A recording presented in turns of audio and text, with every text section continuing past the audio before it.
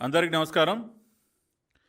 ఈరోజు ఉదయం సిట్ కార్యాలయం వద్ద కొన్ని కీలకమైనటువంటి డాక్యుమెంట్లు, హెరిటేజ్ సంస్థకి చెందినటువంటి కొన్ని కీలకమైనటువంటి డాక్యుమెంట్లని, ఇతర కాగితాలని తగలబెడుతూ అక్కడ ఉన్నటువంటి అధికారులు మీడియా సాక్షిగా రెడ్ హ్యాండెడ్గా దొరికిపోవటం జరిగింది. సాక్షాత్తు కొల్లి రఘురామరెడ్డి అధిపతిగా ఉన్నటువంటి సెట్ ఆ కార్యాలయం బయట కట్టలు డాక్యుమెంట్స్ని బయటకు తీసుకొచ్చి తగలబెడుతూ మీడియా సాక్షిగా దొరికిపోయారు. ఇవాళ దానికి సంబంధించినటువంటి వీడియోలు ప్రపంచం మొత్తం కూడా చూస్తూ ఉన్నారు. పూర్తిగా ఆ వీడియోలన్నీ కూడా వైరల్ అవటం జరిగింది. ప్రపంచం మొత్తం నిర్ఘాంతపై చూస్తూ ఉన్నారు. సిట్ కార్యాలయం బయట ఫైళ్లు తగలబెట్టేటటువంటి కార్యక్రమం, వీళ్ళు సృష్టించినటువంటి తప్పుడు డాక్యుమెంట్స్, ఫేక్ డాక్యుమెంట్స్, తప్పుడు సాక్ష్యాలని ఏ విధంగా రూపుమాపుతూ ఉన్నారో, ఏ విధంగా వాటిని భూస్థాపితం చేస్తూ ఉన్నారో, ఏ విధంగా తగలబెడుతూ ఉన్నారో ఇవాళ ప్రపంచం మొత్తం చూసింది, మీడియా చూసింది. ఇవాళ ప్రపంచం మొత్తం కూడా రాష్ట్రంలో ఉన్నటువంటి ప్రజలందరూ కూడా ప్రశ్నిస్తూ ఉన్నారు. ఈ రాష్ట్ర ప్రభుత్వాన్ని, రాష్ట్ర డీజీపీని, అదేవిధంగా సిఐడి డిపార్ట్మెంట్ని, అదేవిధంగా సిట్ కార్యాలయాన్ని, వీళ్ళందరినీ కూడా, సిట్ అధికారులందరినీ కూడా ప్రశ్నిస్తూ ఉంటే, ఇందాకనే కొద్దిసేపటి క్రితం ఒక రిజైండర్, ఒక వివరణ విడుదల చేశారు. ఇది ఎంత హాస్యాస్పదంగా ఉందంటే, government of Andhra Pradesh economic offences wing, crime investigation department వాళ్ళు ఇచ్చినటువంటి వివరణ. ఈ వివరణలో ఏం రాస్తారంటే, వీళ్ళు మేము సూటిగా ఉదయం నుంచి ఒకటే ప్రశ్నిస్తూ ఉన్నాం, ఎందుకు తగలబెట్టాల్సిన అవసరం వచ్చింది? హెరిటేజ్ సంస్థకి చెందినటువంటి కొన్ని డాక్యుమెంట్లు కానీ, లేదంటే మీరు తప్పుడు కేసులు పెట్టి ఏదైతే కొన్ని దొంగ పత్రాలు సృష్టించారో, ఫేక్ డాక్యుమెంట్స్ సృష్టించారో, గత 5 సంవత్సరాలుగా రాష్ట్రం మొత్తం చూస్తూ ఉంది. తెలుగుదేశం పార్టీ నాయకులపైన, సాక్షాత్తు మా పార్టీ జాతీయ అధ్యక్షులు నారా చంద్రబాబు నాయుడు గారి పైన, నారా లోకేష్ గారి పైన, మా రాష్ట్ర పార్టీ అధ్యక్షులు అచ్చెన్నాయుడు గారి పైన, మా పార్టీకి చెందినటువంటి సీనియర్ నాయకులు, మాజీ మంత్రి దేవినేని ఉమామహేశ్వరరావు కానివ్వండి, కొల్లు రవీంద్ర గారు కానివ్వండి, ధూళిపాల నరేంద్ర గారు కానివ్వండి, ఇట్లా అనేక మంది పైన తప్పుడు కేసులు పెట్టి ఏ విధంగా జైలు పాలు చేశారో ప్రపంచం మొత్తం చూసింది. ఆ రకంగా తప్పుడు కేసులు కట్టడానికి, తప్పుడు కేసులు పెట్టడానికి చాలా రకాలైనటువంటి ఫేక్ డాక్యుమెంట్స్ను కూడా సృష్టించింది ఫేక్ ప్రభుత్వం. ఈ ఫేక్ ప్రభుత్వం కింద ఊడిగం చేస్తున్నటువంటి కొంతమంది అధికారులు ఈ తప్పుడు కేసులు సృష్టించడం వెనక ఉండి కొన్ని ఫేక్ డాక్యుమెంట్స్ని సృష్టించి మరీ తప్పుడు కేసులు పెట్టారు. అవన్నీ తప్పుడు కేసులు కాబట్టే న్యాయస్థానాలలో కూడా ఏవి కూడా నిలబడినటువంటి పరిస్థితి.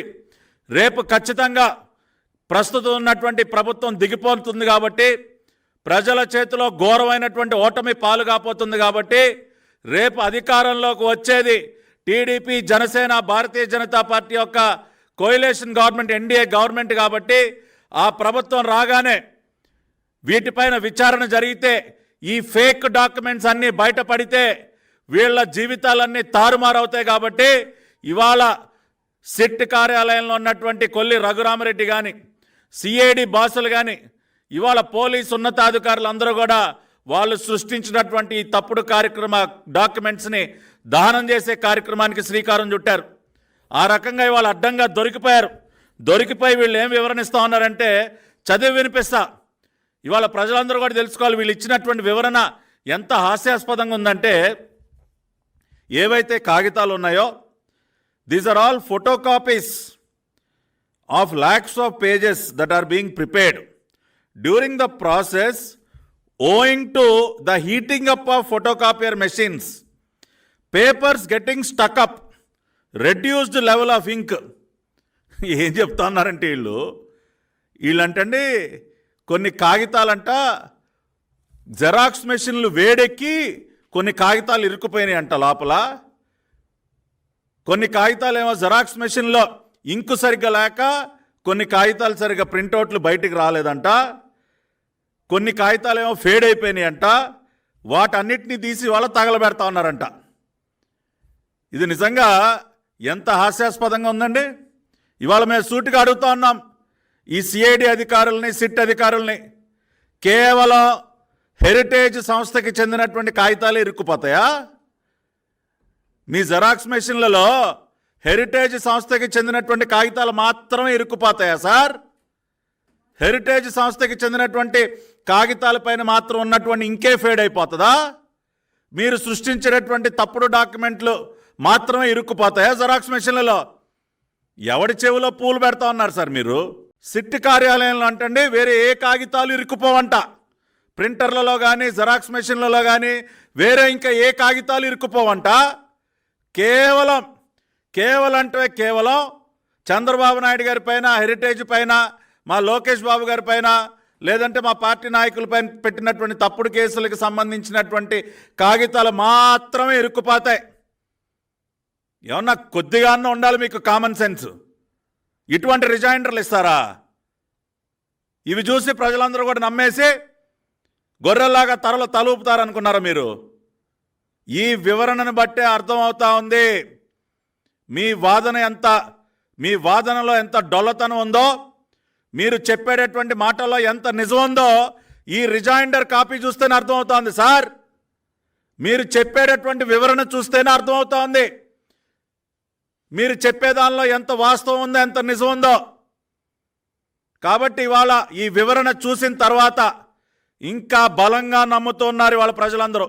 మేం కూడా బల్లగుద్ది చెప్తా ఉన్నాం, ఖచ్చితంగా ఉదయం తగలబెట్టినటువంటి డాక్యుమెంట్స్ అన్నీ కూడా మీరు ఉద్దేశపూర్వకంగా మీరు సృష్టించినటువంటి తప్పుడు డాక్యుమెంట్స్, ఫేక్ డాక్యుమెంట్స్ ఏవైతే ఉన్నాయో, రేపు ప్రభుత్వం మారితే, తెలుగుదేశం పార్టీ అధికారంలోకి వచ్చిన తర్వాత మీరు సృష్టించినటువంటి ఈ ఫేక్ డాక్యుమెంట్లన్నీ బయటపడితే మీ కెరియర్స్